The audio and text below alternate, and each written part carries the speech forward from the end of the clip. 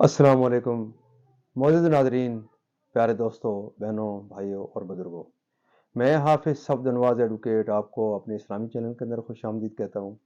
اور ہر روز کی طرح آج بھی ہم انشاءاللہ چھٹا پارہ سورہ المائدہ آیات نمبر 27 تا 31 تک کی تلاوت، ترجمہ اور تفسیر پڑھنے کی شرف حاصل کریں گے۔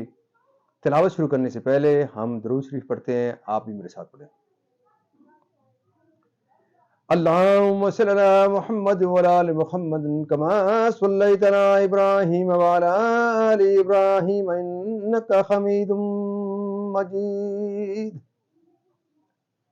اللهم بارك على محمد وعلى ال محمد كما باركت على ابراهيم وعلى ال ابراهيم انك حميد مجيد. أما بعد فأعوذ بالله من الشيطان الرجيم. بسم الله الرحمن الرحيم. لئن بسطت إلي يدك لتقتلني ما أنا بباسط يدي إليك لأقتلك إني أخاف الله رب العالمين إني أريد أن تبوء باسمي واسمك فتكون من أصحاب النار وذلك جزاء الظالمين. فتوات له نفسه قتل أخيه فقتله فأصبح من الخاسرين. فبعث الله غرابا يبحث في الأرض ليريه كيف يواري سوءة أخيه قال يا ويلتى أعجزت أن أكون مثل هذا الغراب فأواري سوءة أخي فأصبح من النادمين.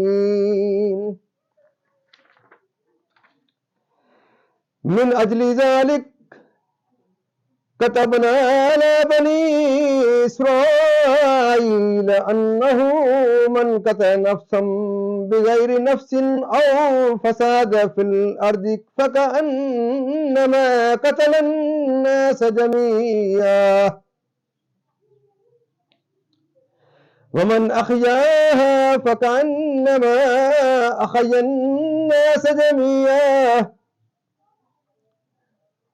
وَلَقَدْ جَاءَتْهُمْ رُسُلُنَا بِالْبَيِّنَاتِ ثُمَّ إِنَّ كَثِيرًا مِّنْهُمْ بَعْدَ ذَلِكَ فِي الْأَرْضِ لَمُسْرِفُونَ.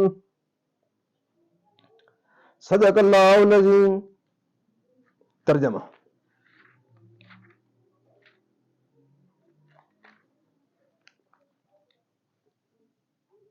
بے شک اگر تو اپنا ہاتھ مجھ پر بڑھائے گا کہ مجھے قتل کرے تو میں اپنا ہاتھ تجھ پر نہ بڑھاؤں گا کہ تجھے قتل کروں.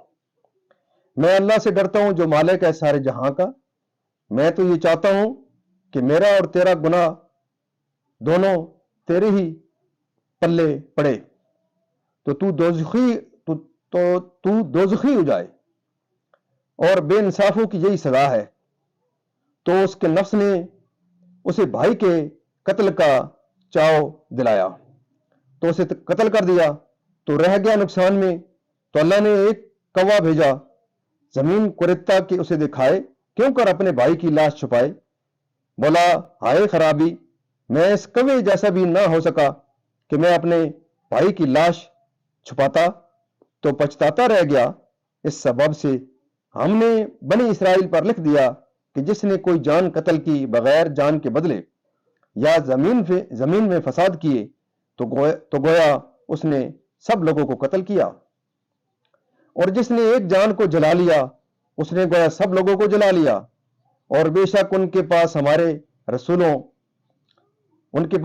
رسول روشن دلیلوں کے ساتھ آئے، پھر بے شک ان میں بہت اس کے بعد زمین میں زیادتی کرنے والے ہیں. یہاں تک اس کا ترجمہ اختتام پذیر ہوتا ہے. اب اس کی تفسیر جو جس طرح ہم تسلسل سے چل رہے ہیں انشاءاللہ شروع کرتے ہیں وہاں سے. حضرت موسیٰ علیہ السلام کی وفات سے 40 برس بعد حضرت یوشع کو نبوت عطا کی گئی اور جبارین پر جہاد کا حکم دیا گیا. آپ باقی ماندہ بنی اسرائیل کو ساتھ لے کر گئے اور جبارین پر جہاد کیا جن کا نام حابیل اور قابیل تھا. اس خبر کو سنانے سے مقصد یہ ہے کہ حسد کی برائی معلوم ہو اور سید عالم صلی اللہ علیہ وسلم سے حسد کرنے والوں کو اسے سبق حاصل کرنے کا موقع ملے. علماء سیر و اخبار کا بیان ہے کہ حضرت حوا کے حمل میں ایک لڑکا ایک لڑکی پیدا ہوتے تھے اور ایک حمل کے لڑکے کا دوسرے حمل کی لڑکی کے ساتھ نکاح کیا جاتا تھا. اور جب کہ آدمی صرف حضرت آدم علیہ السلام کی اولاد میں منحصر تھے تو مناکحت کی اور کوئی سبیل ہی نہ تھی. اسی دستور کے مطابق حضرت آدم علیہ السلام نے قابیل کا نکاح لیودا سے جو حابیل کے ساتھ پیدا ہوئی تھی اور حابیل کا اکلیمہ سے جو قابیل کے ساتھ پیدا ہوئی تھی کرنا چاہا. قابیل اس پر راضی نہ ہوا اور چونکہ اکلیمہ زیادہ خوبصورت تھی اس لیے اس کا طلبگار ہوا. حضرت آدم علیہ السلام نے فرمایا کہ وہ تیرے ساتھ پیدا ہوئی لہذا تیری بہن ہے اس کے ساتھ تیرا نکاح حلال نہیں. کہنے لگا یہ تو آپ کی رائے ہے اللہ تعالیٰ نے یہ حکم نہیں دیا. آپ نے فرمایا تو تم دونوں قربانیاں لاؤ جس کی قربانی مقبول ہو جائے وہی اکلیمہ کا حقدار ہے. اس زمانے میں جو قربانی مقبول ہوتی تھی آسمان سے ایک آگ اتر کر اس کو کھا لیا کرتی تھی. قابیل نے ایک انبار گندم اور حابیل نے ایک بکری قربانی کے لیے پیش کی کہ آسمانی آگ نے حابیل کی قربانی کو لے لیا حابیل کی قربانی کو لے لیا اور قابیل کے کیوں چھوڑ گئی. اس پر قابیل کے دل میں بہت بغض و حسد پیدا ہوا.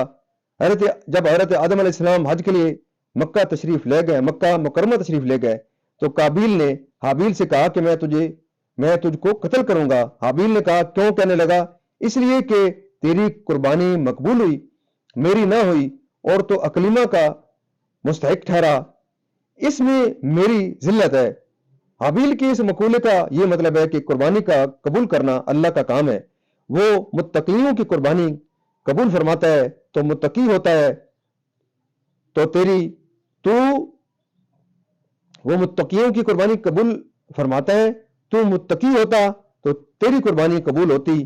یہ خود تیرے افعال کا نتیجہ ہے اس میں میرا کیا دخل ہے.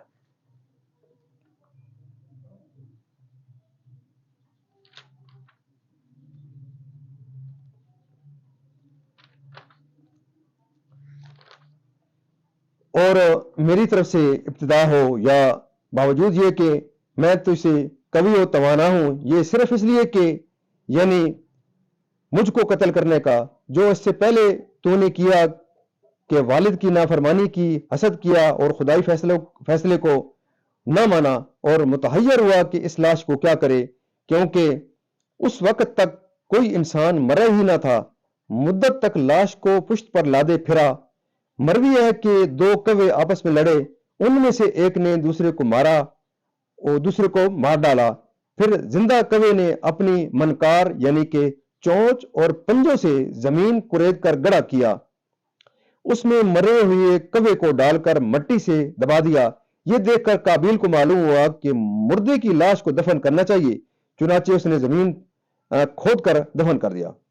اپنی نادانی اور پریشانی پر اور یہ ندامت گناہ پر نہ تھی کہ توبہ میں شمار ہو سکتی یا ندامت کا توبہ ہونا سید انبیاء صلی اللہ علیہ وسلم کی امت کے ساتھ خاص ہو. اس کے بعد بقیہ کا جو تفسیر ہے وہ یہاں آگے سٹارٹ ہوتی ہے. اس وقت یہود و نصارہ کو یا تو اسلام قبول کرنا ہوگا یا قتل کر ڈالے جائیں گے. جزیہ قبول کرنے کا حکم حضرت عیسیٰ علیہ السلام کے نزول کرنے کے وقت تک ہے. تیسرا قول یہ ہے کہ آیت کے معنی یہ ہے کہ ہر کتابی اپنی موت سے پہلے سید عالم صلی اللہ علیہ وسلم پر ایمان لے آئے گا. چوتھا قول یہ ہے کہ اللہ تعالیٰ پر ایمان لے آئے گا. لیکن وقت موت کا ایمان مقبول نہیں، نافع نہ ہوگا۔ معزز ناظرین، یہاں تک آج کی ہماری تفسیر بھی اختتام پذیر ہوتی ہے۔ اللہ تعالیٰ کے دربار کے درم اس کلام مقدس کے صدقے حضور پاک صلی اللہ علیہ وسلم کی ذات برکات کے صدقے دعا کرتے ہیں کہ اللہ تعالیٰ میں قرآن پاک پڑھنے، قرآن پاک کو ترتیل سے سمجھ کر اور اس کے احکامات کے مطابق ہمیں اپنی زندگیاں گزارنے کی توفیق عطا فرمائے۔ اللہ تعالیٰ کے دربار کے درم دعا کرتے ہیں کہ اللہ تعالیٰ میں حضور پاک صلی اللہ علیہ وسلم کی پاک سیرت کے مطابق اور صحابہ کرام کے نقش قدم کے اوپر کر چلنے کی توفیق عطا فرمائے، اور اللہ تعالیٰ تمام پریشانیاں دور فرمائے، تمام بیماروں کو شفائے کاملہ عطا فرمائے، اور اللہ تعالیٰ تمام مرحومین کو جنت الفردوس میں اعلیٰ بالا مقام عطا فرمائے۔ معزز ناظرین، آپ سے یہ استدعا رہتی ہے کہ اللہ تعالیٰ آپ کو توفیق دے اپنے فضل و کرم سے کہ آپ اس مقدس میسج کو پھیلانے کے لیے اپنا حصہ ضرور ڈالیں۔ میں آپ سے یہ استدعا کرتا رہتا ہوں، آپ کم از کم، میں اللہ تعالیٰ نے مجھے یہ توفیق دی ہے کہ میں یہ کام کر رہا ہوں، آپ تک یہ پہنچا رہا ہوں، تو آپ اپنے حصے کا ضرور اپنا جو کردار ادا کریں۔ آپ خود دیکھیں، میں آپ کو قرآن پاک کی تلاوت، ترجمہ اور تفسیر کی طرف آپ کو قائل کرتا رہتا ہوں کہ آپ خود دیکھیں، اپنے بچوں کو تلقین کریں، اپنے فیملی کے اندر جہاں تک آپ کی اپروچ ہو سکتی ہے، اپنے دوست اقربا جہاں تک آپ کی آواز پہنچا سکتے ہیں، اس کو ضرور پہنچائیں، کیونکہ یہ صدقہ جاریہ ہے، اور انشاءاللہ اس کا آپ کو ثواب اللہ تعالیٰ کے دربار کے اندر آپ کو انشاءاللہ سرخرو ہوں گے، کیونکہ کچھ دوست مجھے مسلسل لگاتار دیکھ رہے ہیں۔ اللہ تعالیٰ ان کی زندگیوں میں خیر و برکت عطا فرمائے، اور اللہ تعالیٰ ان کو صحت دے، اللہ تعالیٰ ان کی پریشانیاں دور فرمائے۔ تو ان نیک دعاؤں کے ساتھ کہ اللہ تعالیٰ آپ کو جہاں رکھے، خوش رکھے، اور آپ کو کسی حادثے سے محفوظ رکھے، اللہ تعالیٰ آپ کی کوئی جو پریشانی ہے، اللہ تعالیٰ اس کو آسانی میں تبدیل کر دے، اور اللہ تعالیٰ اس مقدس پیغام کو پھیلانے میں آپ کو قبول و منظور فرمائے۔ آپ کی جو کاوشیں ہیں، آپ دیکھتے ہیں، مجھے بڑی خوشی ہوتی ہے کہ کچھ دوست اس کو لگاتار مسلسل میرے ساتھ دیکھ رہے ہیں۔ اللہ تعالیٰ آپ کی زندگی میں خیر و برکت عطا فرمائے، اور مجھے اور آپ کو یہ مقدس کام جاری رکھنے کی استقامت اور نصیب فرمائے۔ آمین ثم آمین۔